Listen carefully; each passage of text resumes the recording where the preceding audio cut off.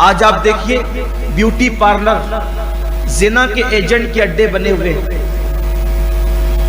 زنا جتنا بیوٹی پارلروں سے عام ہو رہا ہے، چہرے بنانے کے بہانے، خوبصورتی کے بہانے بیٹیاں جاتی ہے اور وہاں پر باضابطہ طور پر زنا کے دلال بیٹھے ہوئے بیٹیوں کو ورگلاتے رہتے ہیں اور لوگوں کو، حرام کام کرنے والوں کو لڑکیاں سپلائی کرتے رہتے ہیں۔ اسی طریقے سے مساج کے اڈے، یہ مساج کی لعنت بھی شروع ہوئی ہے، یہ بھی معاذ اللہ تعالی جو ہے وہ جرائم کے اڈے بنے ہوئے، وہاں بھی دلال بیٹھے ہوئے۔ سب کی بات نہیں کرتا، لیڈیز ہاسپٹلوں کے اندر بھی زنا کے دلال بیٹھے ہوئے ہیں۔ یہ حق بات اللہ کے لیے صرف آبرو کے تحفظ کے لیے کر رہا ہوں، اس لیے بیٹیوں کو اکیلے نہ جانے دو۔ پہلی بات تو بیوٹی پارلر میں جانے کا ہمارے یہاں کوئی تصور ہی نہیں ہے۔ اگر عورت کوئی زینت کرے تو وہ گھر میں کرے، جائز چیزوں سے کرے، حرام چیزوں سے عورت کو زینت کرنے، عورت کو سنگھار کرنے سے منع نہیں کیا گیا۔ عورت سنگھار کرے لیکن جائز چیزوں سے کرے، جو بھی جائز ہے جس سے کر سکتی ہے۔ بیوٹی پارلروں میں ہماری بیٹیوں کو جانے کی اجازت آپ نہ دیں، ورنہ خون کے آنسو رونا پڑے گا۔ اور رو رہے وہ لوگ جو کہتے ہیں یہ مولوی لوگ تو پرانے سوچ کے، دقیانوسی سوچ کے لوگ ہیں، ہماری بیٹیاں بیوٹی پارلر میں خوبصورتی کے لیے آتی ہیں، ان کا کیا بگڑتا ہے؟ ہمارا کیا بگڑتا ہے؟ وہ صرف تیری بیٹی نہیں ہے، وہ پوری قوم کی بیٹی ہے۔ ایک بیٹی کی آبرو جاتی ہے، پوری قوم کی آبرو جاتی ہے۔ اخباروں میں یہ نہیں چھپتا کہ فلاں کی چلی گئی، اخبار میں یہ چھپتا ہے مسلمان کی چلی گئی۔ اس لیے ایک بیٹی پوری قوم کی بیٹی ہے، اس سے پوری قوم کی آبرو وابستہ ہے۔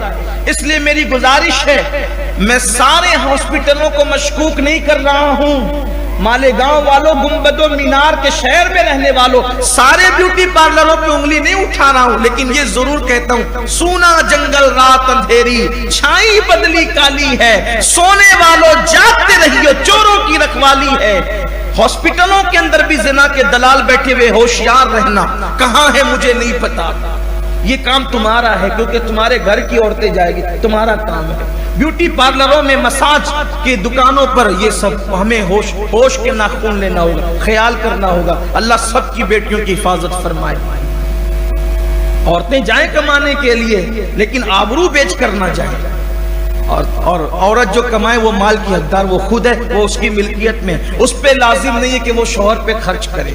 ہاں اگر وہ کرے گی تو اس کا احسان ہوگا، لیکن اس پر بڑا خیال رکھے، کہاں بھیجے کہاں نہیں بھیجے، اس پر ذرا غور کر لینا۔ بلکہ میں تو یہ کہتا ہوں، اسلام نے اجازت تو دی ہے لیکن حالات ایسے ہیں کہ آج تو بھئی اسلام نے تو عورت کو مسجد میں بھی آنے کی اجازت دی تھی نا، لیکن جب آبرو خطرے میں آ گئی تو روک دیا گیا۔